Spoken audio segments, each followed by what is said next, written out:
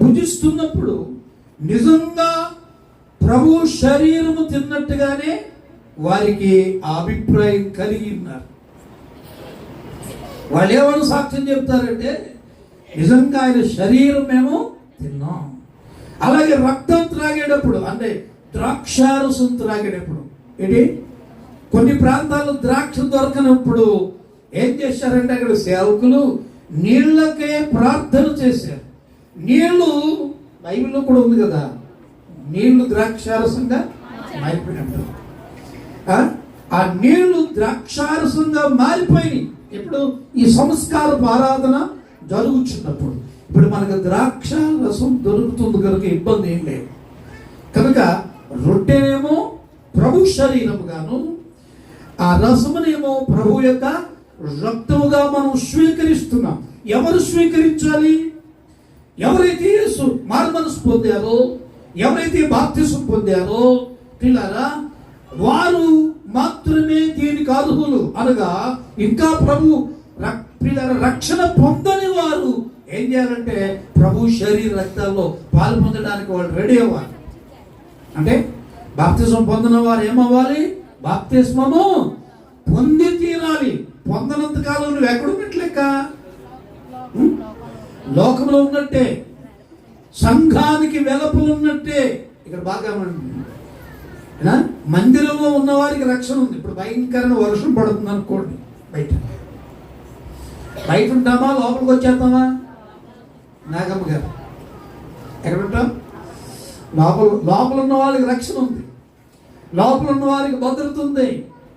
అలాగే సంఘమునకు లోపల ఉన్న వారికి, సంఘమునకు లోపల అంటే అర్థం ఏంటంటే బైబిల్ మనకు చెప్పేది క్రీస్తు శరీరములో ఉంటున్నాం.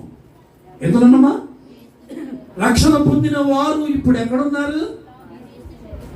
లోకంలో లేరు, ప్రభు శరీరములో ఉన్నారు. ప్రభు శరీరములో ఉన్నా అంటే ప్రభువులో మనం పాలిభాగస్తులమై ఉన్నాం. చెప్పండి, ప్రభువులో మనము ఒక భాగమై ఉన్నాం అని గుర్తించాలి. హల్లెలూయా చెప్పండి గట్టిగా, హల్లెలూయా. పిల్లరా, ప్రభు రక్షణ పొందిన వారు ఇక్కడ చేయాల్సింది ఏంటంటే ఆయన శరీర రక్తములో క్రమము తప్పక ఏం చేయాలండి? పాలిభాగస్తులు అవ్వాలి. ఏమవ్వాలి? పాలిభాగస్తులు అవ్వాలి. అందుకని రక్షణ పొందిన వారు ఆలస్యం చేయకుండా ఏం చేయాలన్నమాట? రక్షణ పొందడానికి ప్రిపేర్ అవ్వాలి, సిద్ధమవ్వాలి. ఇది నమ్మందో సహోదరుడు, వాళ్ళ ఇంటి పేరు ఏంటో నాకు తెలియదు కానీ, జ్ఞాపకం లేదు కానీ, మన సంతోషం గారు అల్లుడు యేసురత్నం అతని పేరు. బాప్తిస్మము ద్వారా సంఘములో లేదా క్రీస్తు శరీరములో చేర్చబడ్డారు. ఇంతకుముందు ప్రార్థనకు వచ్చేవాడు, కానుకలు ఇచ్చేవాడు, అన్నీ చేసేవాడు, పరిచర్య కూడా చేసేవాడు. కానీ ఎన్ని చేసినా ఎక్కడున్నాడు? బయటే ఉన్నట్లు లెక్క. ఎక్కడ ఉంటామా? క్రీస్తు శరీరమునకు లేక సంఘమునకు బయట ఉన్నట్టే లెక్క. కానీ ఇక్కడ నుంచి రక్షింపబడ్డారు కనుక పిల్లరా సహవాసములో లేకపోతే క్రీస్తు శరీరములో ఒక భాగమయ్యాడు. చప్పలు కూడా దేవునికి స్తోత్రం. అందుకే ఇక్కడ అంటున్నాడు, పిల్లరా మీరు మనిషి కుమారుని శరీరము తిని ఆయన రక్తము త్రాగితేనే కానీ మీలో మీరు జీవము గలవారు కారు. ఒకటి జీవము గలవారు అంటే జీవించువారు కదమ్మా, వారికి ఏమి లేదు, మరణము లేదు. చెప్పండి, మారు మనసు పొంది బాప్తిసం పొందిన పిల్లలు, సంస్కారపు ఆరాధనలో పాల్పొందిన పిల్లలు, వారికి ఏమి లేదండి, మరణము వారి మీద ఏర్పడితే. ఒకప్పుడు శారీరకంగా నువ్వు మరణించవచ్చు, కానీ ఇక్కడ కన్ను మూయగానే నిత్య జీవంలోకి వెళ్తాం. ఎక్కడికండి? అంటే ఇక్కడ కన్ను మూస్తాం, పరలోకంలో కళ్ళు తెరుస్తాం. స్తోత్రం. స్థలం మారుతుంది కానీ ఏంటమ్మా? స్థలం మారుతుంది కానీ పిల్లరా అంటే అడ్రస్ మారుతుంది అంట. ఏ అడ్రస్? ఈ భూమి మీద ఉండే అడ్రస్ మారి పరలోక అడ్రస్కి వెళ్ళిపోతాం, శాశ్వతమైన అడ్రస్కి వెళ్ళిపోతాం. స్తోత్రం. చెప్పండమ్మా, గట్టిగా చెప్పండి. హల్లెలూయా, హల్లెలూయా. దేవునికి స్తోత్రాలు. కనుక దేవుని బిడ్డలారా మనకి లేఖనం చెప్పే మాట, మీలో మీరు జీవము గలవారు అంటున్నాడు. ఈ ఈ ఈ రక్షింపబడకపోతే వారు ఇంకా జీవాన్ని స్వతంత్రించుకోలేదు. వారి మీద ఇంకా మరణం ఏం చేస్తుందన్నమాట, ఏలుబడి చేస్తుంది. కనుక ఆ మరణం నుండి తప్పించుకున్నట్లు, మరణం అంటే బైబిల్ మంది చెప్పే మాట ఏంటంటే ఆరని అగ్ని. ఏంటమ్మా? ఆరని అగ్ని. దాని నుండి మనం తప్పించబడినట్లు భూమి మీద ఉంటుంది. కానీ ఏమైపోవాలండి? బాప్తిసం పొంది ఏం పొందాలి చెప్పండి అమ్మా? బాప్తిసం పొందాలి. అంటే బాప్తిస్మం అంటే కొంతమందికి ఏదో పెద్ద ఆలోచన చేస్తున్నారు. త్వరగా నన్ను హల్లెలూయా హల్లెలూయా. బాప్తిస్మం దేవునికి మహిమ కలుగుగాక. చెప్పండి హల్లెలూయా హల్లెలూయా హల్లెలూయా. బాప్తిస్మం అంటే ఒక అర్థం ఏంటంటే పరలోకం చేరడానికి మనం ఇక్కడ ఏం చేస్తున్నామండి?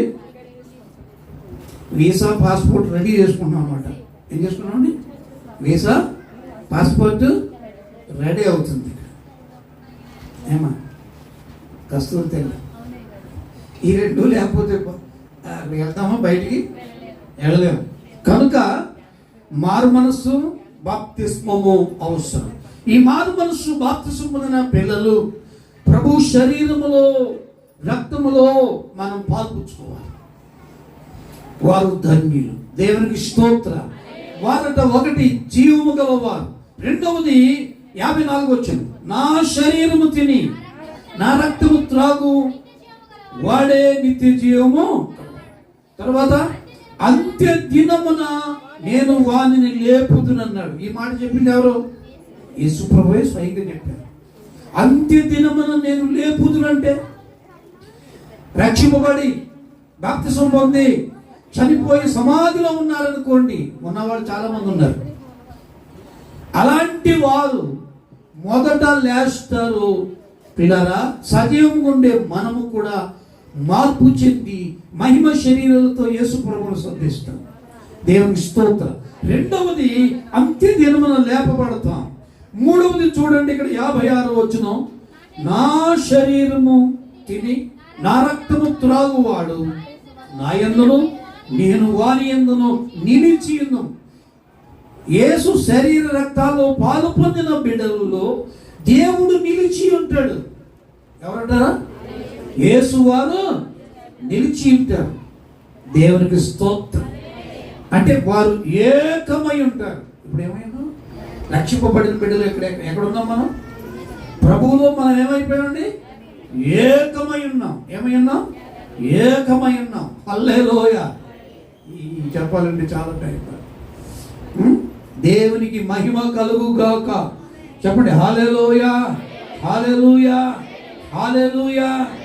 తర్వాత 4వది 57 జీవముల తండ్రి నన్ను పంపెను కనుక నేను తండ్రి మూలముగా జీవించుచున్నట్టే నన్ను తినువాడును నా మూలముగా జీవించును. తర్వాత పరలోకము నుండి దిగి వచ్చిన ఆహారం. మనం శరీర రక్తాలు అంటే రొట్టె రసం మనం తాగుతున్నాం కనుక ఇది పరలోకము నుండి వచ్చిన ఆహారం. ఏ ఆహారం? ఈ శరీరం కొరకేమో ఈ శరీర ఆహారం తింటున్నాం. ఆత్మ కొరకు మనం తింటున్నాం. ఈ ఆహారం దేని కొరకమ్మా?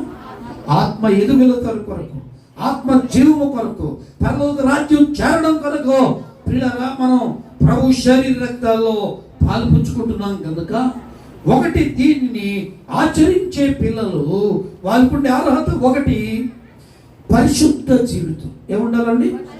పరిశుద్ధ జీవితం. విగ్రహారాధన ఆచారం నుండి బయటకు రావాలి. ఏ పాపములో ఉన్నా దాంట్లోంచి ఏమైపోవాలి? బయటకు రావాలి. పరిశుద్ధంగా నీ జీవితంలో పరిశుద్ధత, నీ మాటల్లో పరిశుద్ధత, నీ క్రియలలో ఏముండాలి? పరిశుద్ధత. హల్లెలూయా. ఇందాక లేఖనం చదివించాను. పరిశుద్ధత లేకుండా ఎవడు ప్రభువును చూడాలన్నా పరలోకం చేరాలన్నా ఏముండాలంట? పరిశుద్ధత. ఏముండాలమ్మా? పరిశుద్ధత. ఈ మధ్య ఒక వీడియో పెట్టారు. దాంట్లో అపోస్తులు అంట. ఎవరంటే అపోస్తుల పేరు చెప్పండి, తెలిసిన వాళ్ళు.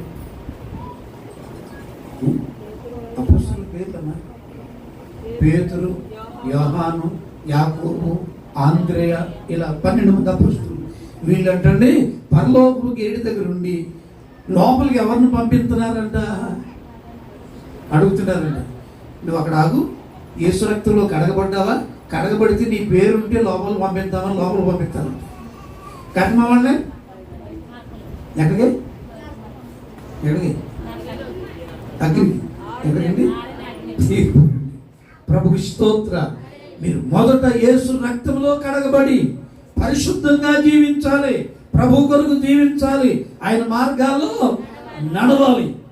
కనుక ఎవరి కాళ్ళే అలవర్చుకోవాలి పరిశుద్ధమైన జీవితం. ఎవరికండి ఒకళ్ళు అలవాటు చేయదు కదా. ఇది నీ మట్టుకు నువ్వేం చేసుకోవాలి?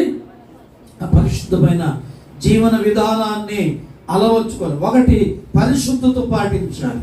రెండవది కారణం చాలాసార్లు చెప్పాను మీకు, ఏమంటే పరలోకం పరిశుద్ధమైంది. దేవుడు కూడా ఎలా అంటాడు? మచ్చ, ముడత, డాగు, కలంకం లేనుడు. దేవుల్లో ఏ అవకతవకలు లేవు, దేవుల్లో ఏ అపవిత్రత లేదు. ఏ మానవుడు చేత ఫలానా మచ్చున్నది దేవుడు అని చెప్పించుకునేవాడు కాడు దేవుడు కదా. అలాంటి దేవుడు ఎలాగవుతాడు? యేసు దేవుడు లో ఏ మచ్చ, ముడత, డాగు లేవు. ఆయన సవాల్ చేశాడు, నాలో పాపం ఉన్నదని ఎవడు స్థాపించనని అడిగాడు. ఎవడని చెప్పగలిగాడా? చెప్పలేదు. దేవుని స్తోత్రం, హల్లెలూయా. కనుక ఆయన పరిశుద్ధుడు. 3 చూడండి ఇక్కడ, పరలోకం పరిశుద్ధమైంది, దేవుడు పరిశుద్ధుడు. పరలోకం వెళ్ళాలంటే ఎవరు వెళ్తారు? పరిశుద్ధులు వెళ్తారు. ఎవరు వెళ్తారు? అందుకని భూమి మీద ఉంటుండగా మనం ఏం చేయాలంటే పరిశుద్ధతను పాటించాలి. ఏం పాటించాలమ్మా? పరిశుద్ధతను పాటించాలి. దేవునికి స్తోత్రాలు. కనుక రెండవది ఏంటంటే సంస్కారపు ఆరాధనకుండే అర్హత సమాధానము కలిగి ఉండాలంట. ఎలాగా? అక్కడ హెబ్రీ పత్రికలో అందరితో సమాధానమును. అందరితోనంట? అందరితో అంటే ముందు ఇంట్లో వాళ్ళతో, వీధిలో వాళ్ళతో, సంఘముతో. చెప్పండి మాట. ఇంట్లో వారితో, వీధిలో వారితో, సంఘముతో. అంటే మీ ఆయన గారితో, మీ భార్యతో, తర్వాత బయట వారితో. తెల్లర్లీతో ఒకళ్ళకి గొడవ లేకపోతే, తగు లేకపోతే నిద్ర పట్టదు. అవునా? పిలిచి మరీ కజ్జాలు పెట్టుకుంటారు కొంతమంది. అమ్మ మీరు అలాంటి వాళ్ళని కాదు, మీరు అలాంటి వాళ్ళని అని అంటలే. దేవుని పిల్లలు కాదు, మంచిది కాదు. ఏమంటారు? వాళ్ళే అంటారు, దేవుని నమ్మని అంటాడు, అందరితో గొడవ వీడికి అనరా. దేవుని ఏమంటాడు? ఈ అమ్మాయి అందరితో గొడవే. అలా ఉంటుంది మంచిదా? నీ మూలంగా దేవునికి ఏం కలుగుతుంది? అవమానం. కనుక సాధ్యమైనంత వరకు అందరితో ఏం కలిగి ఉండాలి? సమాధానం. ఏముండాలమ్మా? సమాధానం లేకపోతే నీకు ఆయాసం మిగిలిపోతుంది. కనుక సాధ్యమైనంత వరకు సమాధానంగా ఉండడానికే మనం ఏం చేయాలి? ప్రయత్నం చేయాలి.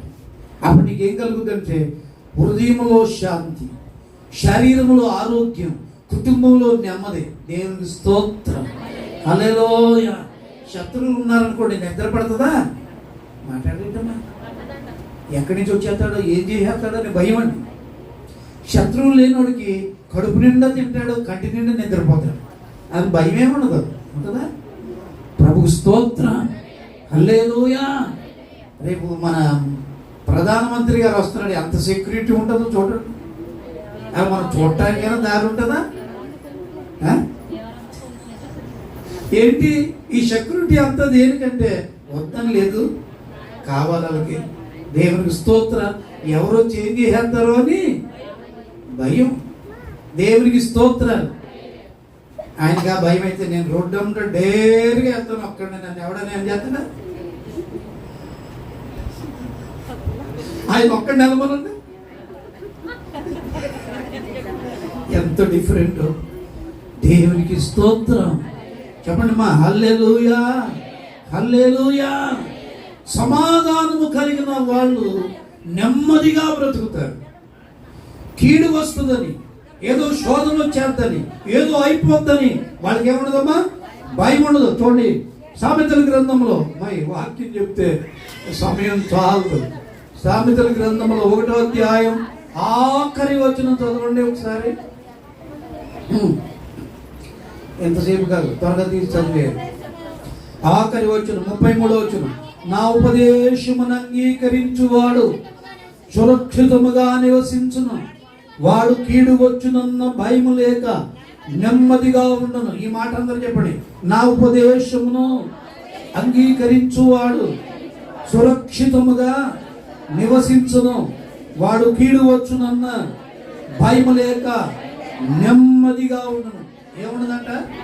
కీడు వస్తుంది, అపాయం వస్తుంది అని ఏముండదట? భయం ఉండదు, నెమ్మదిగా ఉంటాడు. ఎలా ఉంటాడు? ఎవరికి? సమాధానము కలిగిన వారు, వారి ప్రాణం నిమ్మలంగా ఉంటుంది, నెమ్మదిగా ఉంటారు. అందుకనే సాధ్యమైనంత వరకు ఎవరితో ఏ సమస్య ఉండకూడదు. మనకి ఏమనకూడదు? స్తోత్రం గట్టిగా హల్లెలూయా హల్లెలూయా అని. రెండో మాట సమాధానము కలిగి ఉండాలి. ఏ కలిగి ఉండాలమ్మా? మూడవది, ప్రతి ఆదివారం దేవునికి టైం ఇవ్వాలి. మనం ఆరాధనకు సమయం ఇవ్వాలి. మనం ఆరాధనకు ప్రాధాన్యత ఇవ్వాలి. మనం ఎన్ని పనులున్నా ఏం చేయాలండి? అవన్నీ ఆ రోజున సెలవు పెట్టుకుని దైవ మందిరములో ప్రభు పాదాల దగ్గర కూర్చుని మరియవలే ఆరాధన చేయాలి. ఏం చేయాలమ్మా? మరియవలే. మరియమ్మ గారు ఏం చేసిందంట? యేసు ప్రభు తన ఇంటికి రాగానే ఆయన పాదముల దగ్గర కూర్చుని ఆయన వైపే చూస్తూ, ఆయన మాటలే వింటూ, 3 పనులండి. ఒకటి, యేసు వైపు చూస్తుంది, ఆయన మాటలు వింటుంది, అంతకంటే ముందు ఆయన పాద సన్నిధిలో కూర్చు. ఇప్పుడు మనం ఎక్కడున్నాం? ఆయన పాదముల దగ్గర కూర్చున్నాం, ఆయన వైపు చూస్తున్నాం, ఆయన మాటలు వింటున్నాం. ఎంత ధన్యుడు నీవు! దేవుని స్తోత్రాలు. బైబిల్ చెబుతుంది పిల్లరా, ఆయన సన్నిధిలో ఎవరు ఉంటారు, ఆయన మాటలు ఎవరు వింటారు, వారు ధన్యులు. దేవుని స్తోత్రాలు. ఒక గొప్ప రాణి, శాపదేశపు రాణి సొలొమోను గారు దగ్గరికి వచ్చి అంటుంది ఒక మాట, అయ్యా నీ జనులు, నీ రాజ్యములో ఉండేటువంటి ప్రజలు ఎంతో ధన్యులండి. కారణం ఏంటంటే నీ నోట దేవుని మాటలు వినేటువంటి ఈ ప్రజలు భాగ్యవంతులు, ధన్యులని పొగుడుతుందండి. ప్రభు స్తోత్రాలు. సొలొమోను గారు దేవుని మాటలు చెప్పేవాడు, దేవుని సూక్తులు చెప్పేవాడు. సొలొమోను గారి గ్రంథాలు ఉన్నాయి. ఏ సొలొమోను గ్రంథాలు చెప్పండి. సామెతల గ్రంథం అంతా ఆయన రాశాడు. ఇది ప్రసంగి, పరమగీతాలు ఆయన రాసిన గ్రంథాలే. దేవునికి స్తోత్రం. హల్లెలూయా హల్లెలూయా. దేవుని బిడ్డలారా, కనుక ఆయన సన్నిధిలో ఎవరుంటారో అది ధన్యులు. అందుకనే పిల్లరా, మరియను చూసి దేవుడు అంటాడు, ఈమె ధన్యురాలు, నా సన్నిధిలో కూర్చుని నా మాటలు వింటుందని ఆమెను కనపరిచేసయ్యా. ఎవరు కనపరిచాడు? స్తోత్రం. అందుకని ప్రభు పిల్లలు పనిచేసేటప్పుడు పని చేయాలి, సన్నిధిలో కూర్చున్నప్పుడు సన్నిధిలో కూర్చోవాలి. ఎక్కడుండాలమ్మా? దేని సమయం దానికే ఇవ్వాలి. మాట్లాడుతున్నాయి, దేని సమయం దానికే ఇవ్వాలి. అదే పెద్దలు అంటారు, కూసేటప్పుడు కుయ్యాలంట, మేసేటప్పుడు మేయాలంట. అంటే పని చేసేటప్పుడు పని చేయాలి, ఏంటండి ప్రార్థనలు ఉండేటప్పుడు ప్రార్థనలు ఉండాలి. కొంతమంది పని ఏంటంటే చేస్తే ఏకంగా పని, లేకపోతే ఏకంగా ప్రార్థన. దేని టైం దానికి ఇవ్వండి.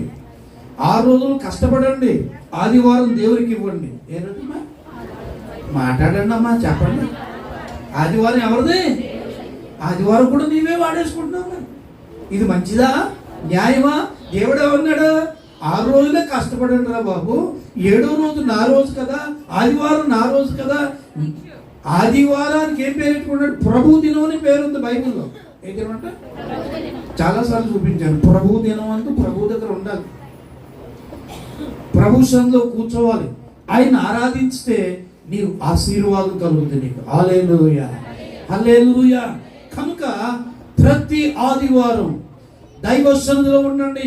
కొంతకాలానికి మీ జీవితాలు మహిమకరంగా మారిపోతాయి, ఆశీర్వాదంతో నింపబడతాయి. ఆరాధన ఎవరు కలిగి ఉంటారో వారు తప్పకుండా ఏమవుతారు? ఆశీర్వదించబడతారు, అభివృద్ధిలోనికి వస్తారు. దేవునికి స్తోత్రం. హల్లెలూయా. అందుకని దావీదు ఆరాధనకు ప్రాధాన్యత ఇచ్చాడు, సొలొమోను ఆరాధనకు ప్రాధాన్యత ఇచ్చాడు. దేవునికి స్తోత్రం. చెప్పడమ్మా హల్లెలూయా. కనుక చాలా మాటలు ఉన్నాయి. 4వ మాట ఏంటంటే దశమ భాగం దేవునికి ఇవ్వాలి. ఏ భాగం అంట? ఏ భాగం అంట? అందరి నోటంటే మాట రావట్లేదు. ఏ భాగం అంట? దశమ భాగం అంటే ఆ భాగం ఎవరిది? దేవునిది. దశమ భాగం అంటే ఎవరిదండి? దేవుని భాగం అని. దేవుని భాగం దేవునికి ఇచ్చేయాలంతే. నీకు 9 భాగాలు ఇచ్చాడు. ఆ 9 భాగాలు నీ ఇష్టానుసారంగా వాడుకో. కానీ 10వ భాగం ఉందే దేవుని భాగం. దేవుని భాగం దేవుని సన్నిధిలో పెట్టాలి. అది నీకు ఆశీర్వాదం. ఇక్కడ జాగ్రత్త వినాలా? జాగ్రత్త విన్నారా? ఇప్పుడు మామిడి చెట్టు తీసేశారు మా సరోజనమ్మ గారు ఊళ్ళో. అక్కడ 3 సెంట్లు స్థలం ఇచ్చారు వాళ్ళు మందిరానికి. మామిడి చెట్టు ఉండేది.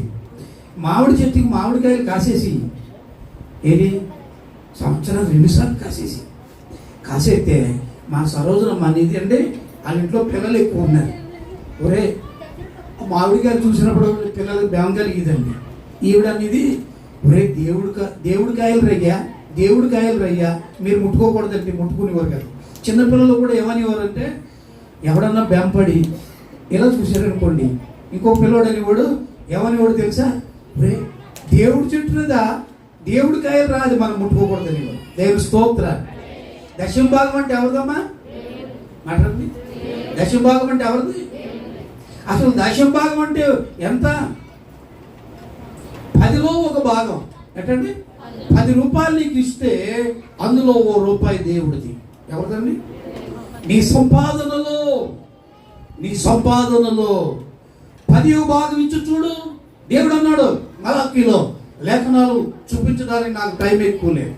పిల్లగా మానవుడు దేవుని యొక్క దొంగిలునా ఎందుకు దొంగిలిస్తున్నారు? దశమ భాగం ఇవ్వట్లేదు. మీరు ఏమన్నాడు? దశమ భాగం ఇవ్వట్లేదు. దశమ భాగం కూడా మీరే తినేస్తున్నారు, నా భాగాన్ని మీరే తినేస్తున్నారు అన్నాడు. ఏమన్నాడు? దేవుడి భాగం తినొచ్చా? దేవుని భాగం కుదురుగా అట్టుకొచ్చి దేవుడికి ఇచ్చేది. ఎవరికి ఇచ్చేయాలమ్మా? దేవుని భాగాన్ని దేవునికి ఇస్తే ఇక్కడ జాగ్రత్తగా వినండి. 10 ఆటలు భాగం తీసేసినప్పుడు 9 ఉంటాయి కదా. ఎన్ని ఉంటాయా? 10వ భాగం ఎప్పుడైతే తీసి దేవునికి ఇచ్చేసాం, ఆ 9 ఆటి మీదకి దేవుని ఆశీర్వాదం వచ్చేది. ఏమొచ్చింది? 9 ఆటి మీదకి. అందుకనే దశమ భాగం తీసిన వాళ్ళకి దరిద్రత ఉండదు.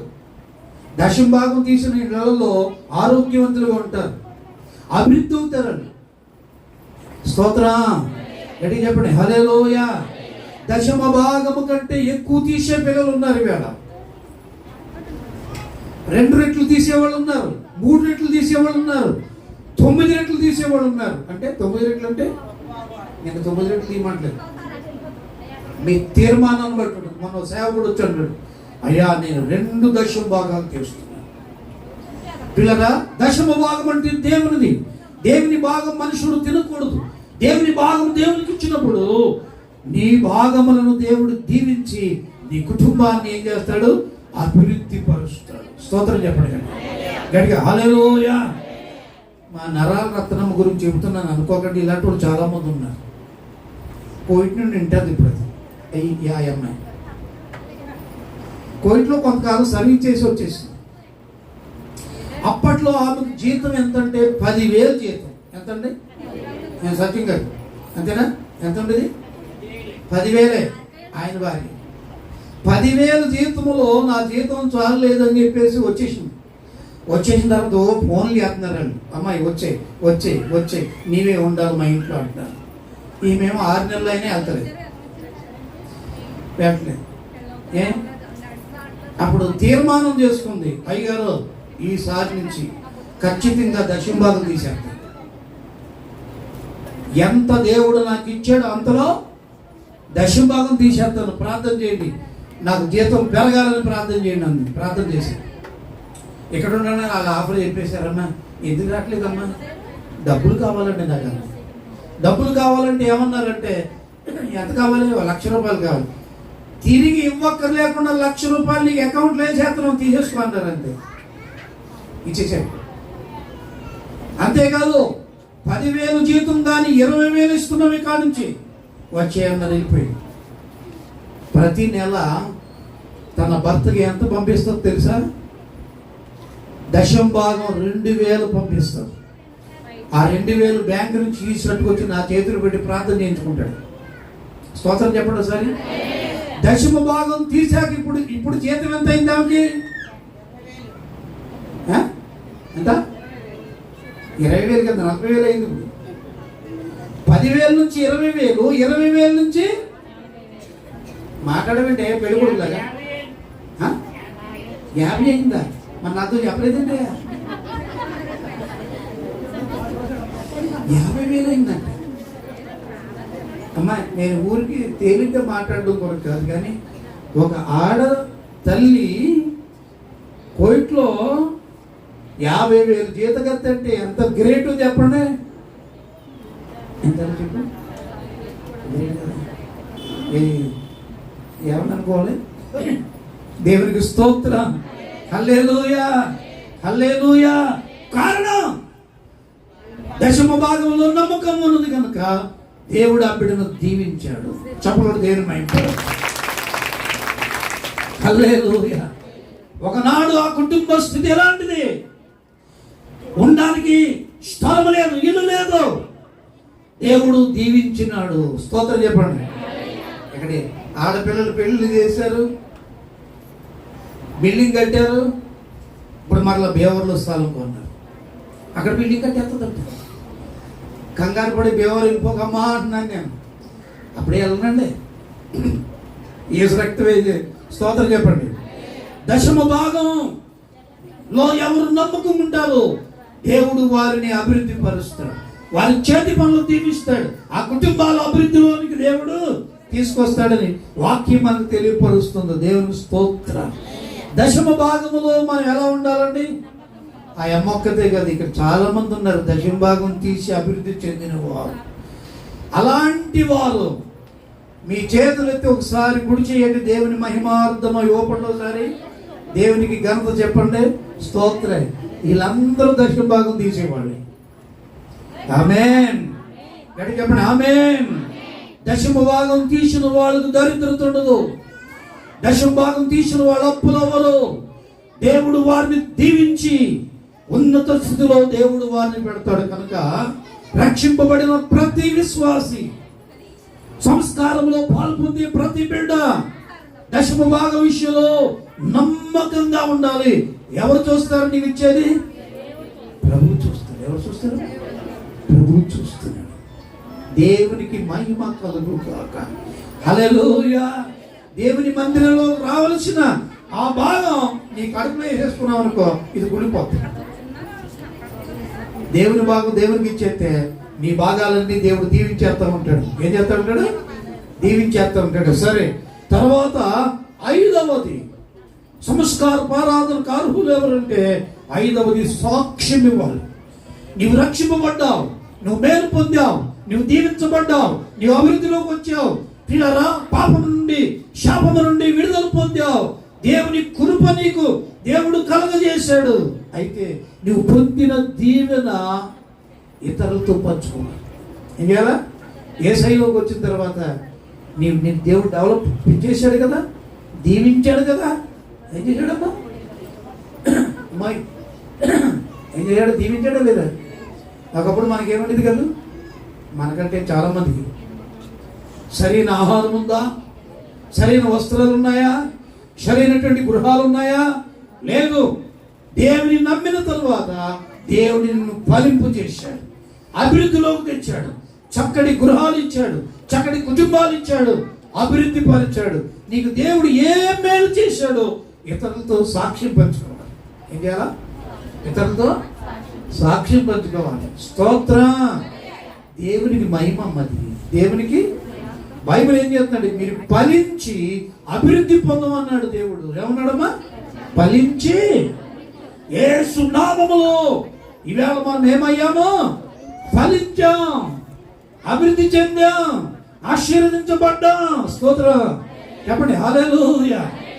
నా సంతోషం ఉన్నాడు అనుకోండి, ఉండడానికి ఇల్లు ఉండేది ఏముంది కదా, ఉండడానికి అద్దె కొంపల్లో బాధపడేవారు. ఇలాంటి వాళ్ళు చాలా మంది. ఇప్పుడు ఏమి ఇచ్చాడు? 2 ఇళ్ళు ఇచ్చేసాడు. డబల్. ఏమన్నా ఒకటి అడిగితే ఎన్ని ఇచ్చాడా? 2 ఇచ్చాడు. ఇంకో భీమవరం నుంచి వచ్చారు మా ఏంటి విజయరాజు గారు. ఎక్కడున్నాడు ఆయన? పెళ్లి కొడుకులా కూర్చున్నాను కానీ. విజయరాజు గారు రోడ్డు పక్కన ఒక ఇంట్లో ఉండేవాడు. ముందు ఒక అద్దె ఇంట్లో ఉండేవాడు. యేసు ప్రభువుని నమ్ముకున్న తర్వాత రోడ్డు పక్కన ఒక ఇల్లు ఇచ్చాడు దేవుడు. ఎక్కడిచ్చాడు? మెయిన్ రోడ్డు పక్కన ఇల్లు ఇచ్చాడు. ఇప్పుడు రేక్ షెడ్ వేసాడు ఆయన. అది కాకుండా ఇంకా లోపల ఒక ఇల్లు ఇచ్చేసాడు దేవుడు.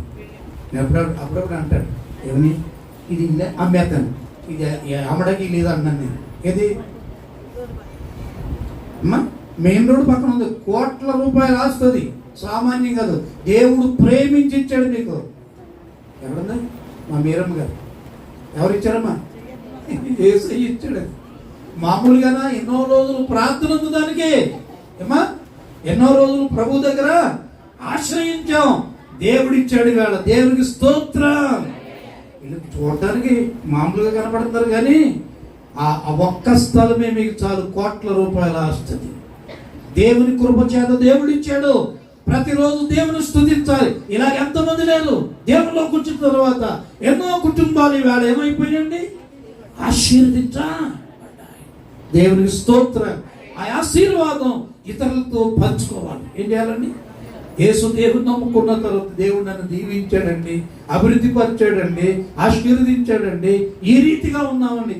దుబొక్కలేమి అబద్ధాలు ఏం చెప్పక్కర్లా, ఉన్నదే చెప్పండి. ఏంటండి? ఉన్నాయే చెప్పండి.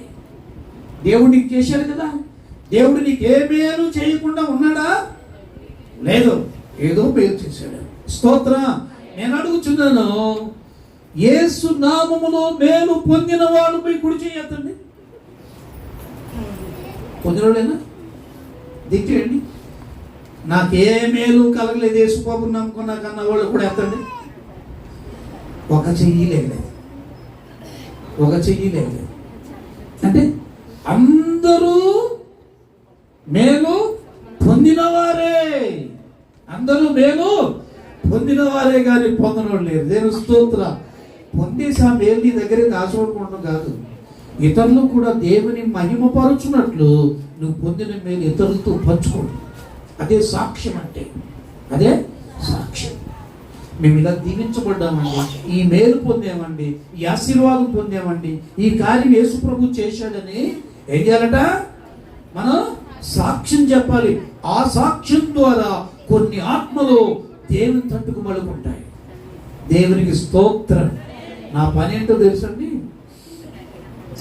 ఒక రోజున నా అధికారులకు చెప్పులు లేవు.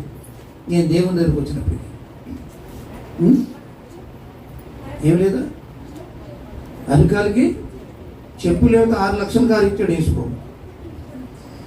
అప్పట్లో ప్రయాణాలు చేస్తున్నప్పుడు నా ప్రక్క ఇది బస్సుల్లో ట్రైన్లో ప్రయాణం చేస్తే నా ప్రక్క వాళ్ళు కదిపి సువార్త చెప్పేవాడినాడు. యేసు గొప్ప దేవుడు, మీరు ఆయన తట్టు మళ్ళుకోండి అని సాక్ష్యం చెప్పేవాడిని. నేను ఒకప్పుడు అయిందోవాడిని, విగ్రహారాధకుడిని. అవన్నీ చేసినంతకాలం నాకు నెమ్మది లేదు. యేసు దగ్గరకు వచ్చాను, నాకు ఆరోగ్యాన్ని ఇచ్చాడు, రోగాన్ని బాగు తీశాడు, నన్ను దీవించాడు అని సాక్ష్యం ఇచ్చండి. సాక్ష్యం చెప్తే ఎన్నో ఆత్మలు ప్రభు దగ్గరకు వచ్చాయి. దేవుని స్తోత్రాలు. నిన్ను కూడా యేసు రక్షించాడు కదా. ఎవరికన్నా సాక్ష్యం చేస్తున్నావా? నీ ఇంట్లో చెబుతున్నావా? నీ పక్క వాళ్ళు చెబుతున్నావా? నీ బంధువులు చెబుతున్నావా? ఉద్దేశం మాట్లాడుకుంటున్నావు అంతే. ఉద్దేశం మాట్లాడుకోకుండానేనా? నీవు పొందిన మేలు, నీవు పొందిన దీవెన, నీవు పొందిన అభివృద్ధి ఏం చేయాలమ్మా? ఇతరులతో పంచుకుంటే నీ యందు దేవుడు ఆనందిస్తాడు, ఇంకా నీవు ఆశీర్వదించబడతావు. స్తోత్ర. అవకాశం చేసుకోండి, కొంతమందికైనా సువార్త అందించండి. దేవుడు నిన్ను దీవించును గాక. ఆరవదిగా చూస్తే సంఘములో పాలి భాగస్థులై ఉండాలి, పరిచర్య చేయాలి. దేవుని సన్నిధిలో, దేవుని మందిరములో పిల్లరా మనంతా సమానమే. దేవుని మందిరములో, దేవుని కార్యక్రమాల్లో మనం ఏం చేయాలంటే పరిచర్య చేయడానికి రెడీగా ఉండాలి. పని చేయడానికి ఏం చేయాలండి? ఇదే పని, దేవుని పని. ఎవరి పని అండి? దేవుని పని. దేవుని పని ఎవరు చేస్తారో దేవుడు వారిని దీవిస్తాడు. ప్రభు స్తోత్ర. హల్లెలూయా. పిల్లల వంటలు చేయడానికి, చేపలు వేయడానికి, పిల్లల పాటలు పాడడానికి నానా రకములైన పరిచర్యలు ఉన్నాయి. నేను చేయాలి, నేను దీవించబడ్డాలని ఏమంటారండి? ఆశ. ఏమంటారు? ఆశ. మా నిర్మలకు పెళ్ళి అయిపోయి పెద్దదైపోయింది. పెళ్ళి ఉన్నప్పుడు ఈ కేటగిరీ వాళ్ళు ఉన్నారు, ఈమెతో పాటు పిల్లలు ఉండేవారు. మేము పాస్టర్ గారు నేను భోంచేస్తే ఆ కంచం కడగడానికి వీళ్ళు దెబ్బలాడుకునేవారు. ఏమి? నేను కడగాలి, నేను ఆశీర్వదించబడాలి, నాకివ్వండి అని ఓరిడు. దేనికండి? ఆశీర్వాదం కావాలని వీళ్ళు బాధ. దేవునికి స్తోత్రం. దేవుని పని ఎవరు చేస్తారో వాళ్ళు దేవుడు దీవిస్తాడు. దేవునికి మహిమ కలుగుగాక. హల్లెలూయా. చెప్పండిమా. హల్లెలూయా. మరి పరిచర్య చేయడానికి మనం ఏం చేయాలండి? బైబిల్లో సొలొమోను ఉన్నాడు. ఎవరు? శామ్యూయేలు వాళ్ళ తల్లి పుట్టుకతోనే తీసుకొచ్చి మందిరంలో వదిలేసిందంటే దేవుడు ఆయన గొప్ప వ్యక్తిగా చేశాడు. కారణం ఏంటో తెలుసా? దేవుని మందిరములో దేవుని సేవకులు ఎదుట ఆయన పరిచర్య చేశాడు. ఏం చేశాడు? మీ పిల్లలు దీవించబడాలంటే, మీరు దీవించబడాలంటే పరిచర్య చేయండి, మీకు దీవెన వచ్చేది. స్తోత్రం చెప్పండి. హల్లెలూయా. హల్లెలూయా. ఆరవది పరిచర్య చేసేవారు.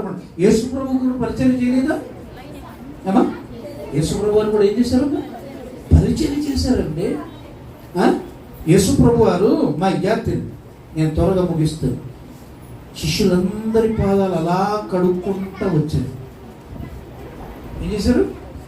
శిష్యులందరి పాదాలు కడుక్కుంటూ వచ్చారు.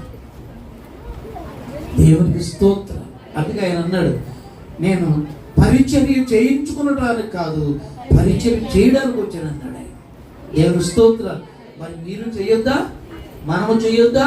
మన పిల్లలు ప్రోత్సహించొద్దా? దేవునికి స్తోత్రాలు. పిల్లరా, ఏడవదిగా ఇది చెప్పుకిస్తాను. సహవాసములో, మనం రక్షింపబడిన సహవాసములో, మనం కట్టబడిన సహవాసములో ఎలా ఉండాలంటే నిలకడగా ఉండాలి. ఏమన్నా? ఊరికే గంతేయడం కాదు, రోజుకో సంఘాన్ని మార్చడం కాదు, అది ఆశీర్వాదం కాదు. సహవాసములో నిలకడ, స్థిరత్వం, అది నీకు ఆశీర్వాదం. ఎందుకంటే నీ సహవాసం అంతా నీ కొరకు దైవజనులు నీ అభివృద్ధి కొరకు ఏం చేస్తున్నారు? ప్రార్థన చేస్తున్నారు.